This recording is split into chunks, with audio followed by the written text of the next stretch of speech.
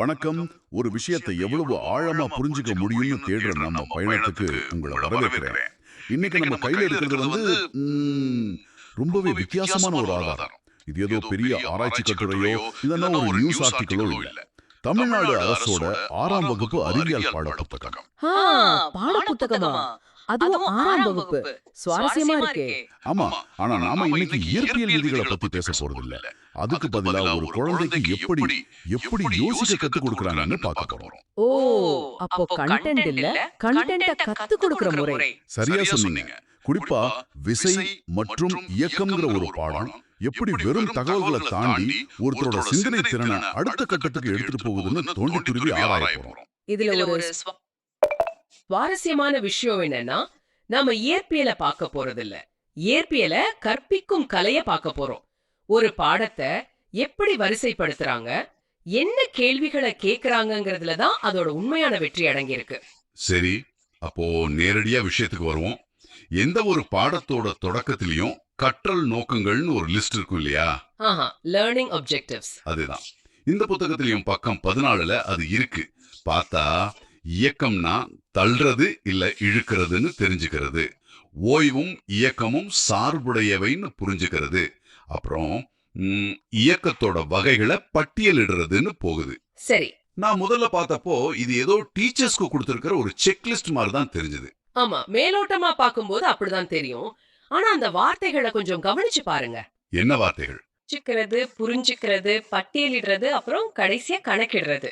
இது ஒரு வரிசை கிரமமா இருக்கு பாத்தீங்களா? ஆமா, ஒரு ப்ராக்ரஷன் இருக்கு. கரெக்ட். முதல்ல ஒரு தகவலை அறிமுகப்படுத்துறாங்க, அப்புறம் அத ஆழமா உள்வாங்க வைக்கிறாங்க, அடுத்ததா அதோட வெவ்வேறு வகைகளை பிரிக்க சொல்றாங்க, கடைசியா அந்த அறிவை பயன்படுத்தி ஒரு கணக்க தீர்க்க வைக்கிறாங்க. ஓ அப்படியா? நான் இத வெறும் ஒரு பட்டியலா தான் பார்த்தேன். இது வெறும் பட்டியல் இல்ல, இது ஒரு சிந்தனை ஏணில ஒவ்வொரு படியா மாணவர்களை ஏத்திட்டு போற மாதிரி, மனப்பாடம் செய்யறதுக்கு எதிரான ஒரு அணுகுமுறை. வாவ், அப்போ இது ஒரு நுட்பமான வடிவமைப்பு. முதல்ல தகவல், அப்புறம் கருத்து, கடைசியில அதையே பயன்படுத்துறது. சூப்பர். ஆமா. சரி, இந்த ஏணியோட அடுத்த படிதான் விஷயத்தையே ரொம்ப சுவாரஸ்யமாக்குதுன்னு நினைக்கிறேன். ஓய்வு, இயக்கம், இந்த 2 வார்த்தைகளும் நமக்கு ரொம்ப பரிச்சயமானவ. ஆமா, ஒண்ணு நிக்குது இல்லனா நகருது, அவ்வளவுதான். நாமளும் அப்படிதான் நினைப்போம். ஆனா இந்த புத்தகம் பக்கம் 16ல ஒரு பேருந்து உதாரணத்தை வச்சு நம்மளோட இந்த எளிமையான புரிதலையே கேள்விக்குள்ளாக்குது. அந்த உதாரணம் என்ன சொல்லுது? நீங்க ஒரு பேருந்துல போறீங்கன்னு வச்சுக்கோங்க. உங்களுக்கு பக்கத்துல உட்கார்ந்து இருக்கிற உங்க நண்பர் உங்க பார்வையில ஓய்வுல இருக்காரு. சரி, அவர் நகரல. ஆனா அதே நேரத்துல பஸ்ஸுக்கு வெளியில நின்னு பாக்குற ஒருத்தருக்கு நீங்க 2 பேருமே இயக்கத்துல இருக்கீங்க. ஒரே ஆள் ஒரே நேரத்துல எப்படி ஓய்வுலயும் இருக்க முடியும், இயக்கத்திலயும் இருக்க முடியும்? இதுதான் முக்கியமான கேள்வி. இது குழப்பம் இல்ல, இதுதான் அறிவியலோட அடுத்த கட்டம். அப்படின்னா ஒரு பொருள் எங்க இருக்கு, அது நகருதா இல்லையான்னு சொல்றது நாம எங்க இருந்து பாக்குறோம் என்பதை பொறுத்து மாறும். இந்த ஐடியாக்கு பேர் தான் சார்பு நிலை, அதாவது ரிலேட்டிவிட்டி. ஓ, ரிலேட்டிவிட்டி. ஆமா, ஒரு பொருளோட நிலைய தனிச்சு பார்க்க முடியாது. அதுக்கு எப்பவுமே ஒரு பார்வை கோணம், அதாவது ஃப்ரேம் ஆஃப் ரெஃபரன்ஸ் தேவை. ஒரு நிமிஷம், இது 6ஆம் வகுப்பு படிக்கிற மாணவர்களுக்கு கொஞ்சம் குழப்பமா இருக்காதா? நீ ஒரே நேரத்துல ஓடிட்டே இருக்க, ஆனா உட்கார்ந்துட்டு இருக்கன்னு சொன்னா அவங்க எப்படி எடுத்துப்பாங்க? நல்ல கேள்வி. ஆனா இந்த புத்தகம் அத ரொம்ப அருமையா கையாளுது. வெறும் தத்துவமா சொல்லாம, பக்கம் 17ல ஊஞ்சல்ல ஆடுற ஒரு பையன், சைக்கிள் ஓட்டுற ஒரு பொண்ணுன்னு அன்றாட உதாரணங்களை கொடுக்குது. ஆமா, அந்த படங்களை பார்த்தேன். ஊஞ்சல்ல ஆடுற பையனோட இயக்கம் முன்னும் பின்னுமா இருக்கு. ஆனா அதே நேரம் அந்த ஊஞ்சல் ஒரு வட்ட பாதையிலயும் போகுது. இப்படி ஒரு பொருள் ஒரே நேரத்துல பல இயக்கங்களை கொண்டிருக்கலாம்னு புரிய வைக்குது. அப்போ உலகத்தை சரி தவறுன்னு பார்க்காம எந்த சூழல்ல சரின்னு யோசிக்க தூண்டுது. சரியா சொன்னீங்க. இது ஒரு உயர்நிலை சிந்தனைய ரொம்ப சின்ன வயசுலயே அறிமுகப்படுத்துது. வாவ். சரி, நம்மளோட பொதுவான நம்பிக்கையை உடைச்சதுக்கு அப்புறம் அடுத்ததா இந்த புத்தகம் நம்மள எங்க கூட்டிட்டு போகுது? அடுத்த முக்கியமான படிக்கு நம்மள வெறும் பார்வையாளரா இல்லாம ஒரு பங்கேற்பாளரா மாத்துது. எப்படி? பக்கம் 23ல செயல்பாடு 6ன்னு ஒரு பகுதி இருக்கு. அதுல கீழ விழுற கல், சுத்துற பம்பரம், ஆடுற ஊஞ்சல்னு பல படங்களை கொடுத்து இது ஒவ்வொன்னும் என்ன வகையான இயக்கம்னு உங்களையே வகைப்படுத்த சொல்லுது. ஆமா, அதுக்கு முன்னாடியே பக்கங்கள் 21, 22ல நேர்கோட்டு இயக்கம், வட்ட இயக்கம், அலைவி இயக்கம்னு வகைகளை எல்லாம் படங்களோட அழகா விளக்கியிருக்காங்க. அறிவியல்ல வகைப்படுத்துதல், அதாவது கிளாசிபிகேஷன்ங்கிறது ரொம்ப அடிப்படையான ஆனா மிக முக்கியமான ஒரு திறன். அது வெறும் பேர் வைக்கிற மாதிரி தானே? இல்ல, அப்படி வகைப்படுத்துறது மூலமா தொடர்பில்லாத பல விஷயங்களுக்கு நடுவுல இருக்கிற பொதுவான வடிவங்களையும் விதிகளையும் நம்மால கண்டுபிடிக்க முடியும். ஒரு உதாரணம் சொல்லுங்களேன். ஒரு தேனீ பறக்கிறத எடுத்துக்குவோம். அது சில சமயம் நேரா போகும், சில சமயம் பூவை சுத்தி வட்டமா வரும். அதனால அதோட இயக்கத்தை ஒழுங்கற்ற இயக்கம்னு வகைப்படுத்துறோம். ஒரு சிக்கலான நிகழ்வை நமக்கு தெரிஞ்ச எளிய கூறுகளா பிரிச்சு பார்க்கிறது பகுப்பாய்வு சிந்தனைக்கு முதல் படி. சரி, முதல்ல நம்ம அனுமானங்களை கேள்வி கேட்டாங்க. அப்புறம் நம்மளையே உற்று நோக்கி வகைப்படுத்த வச்சாங்க. இதுக்கப்புறம் என்ன? நான் நினைக்கிறேன் அடுத்தது கணக்குகள் வருமோ? சரியா கணிச்சீங்க.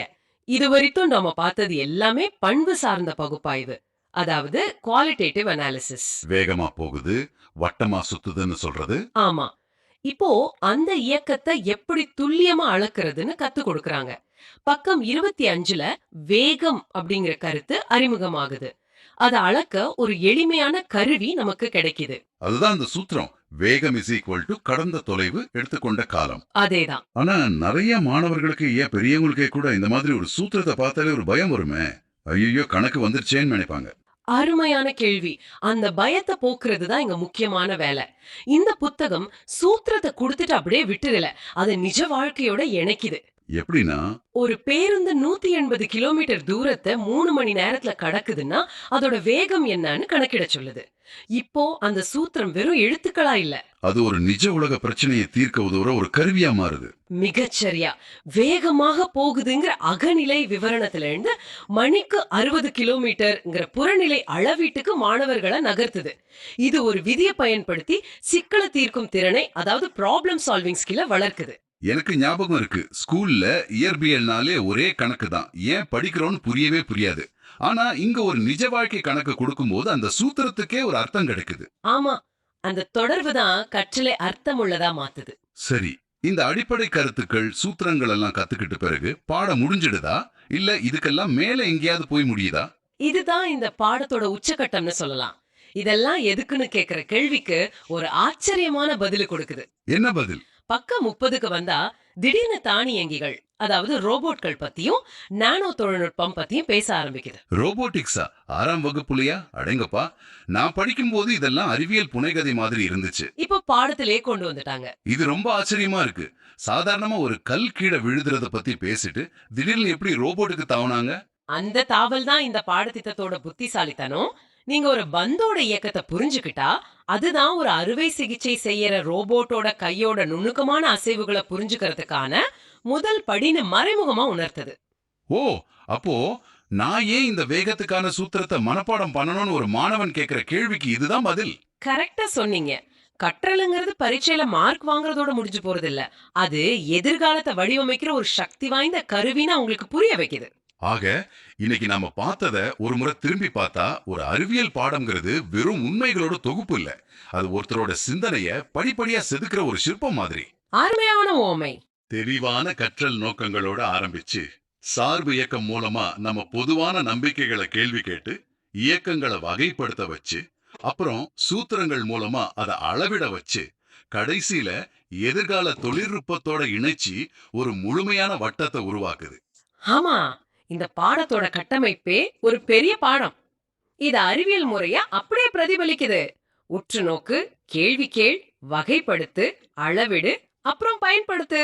மாணவர்களை வெறும் தகவல்களை வாங்குறவங்களா இல்லாம திறனாய்வாளர்களா மாத்துது. ஆமா, இது என்னங்கறத மட்டும் சொல்லாம எப்படி, ஏன்னு யோசிக்க வைக்குது. இந்த அத்தியாயத்தோட கடைசியில பக்கம் 33ல இணைய செயல்பாடுன்னு சொல்லி ஒரு கணினி வழி உருவகப்படுத்துதல முயற்சி செஞ்சு பார்க்க சொல்றாங்க. ஆமா, ஒரு கம்ப்யூட்டர் சிமுலேஷன்.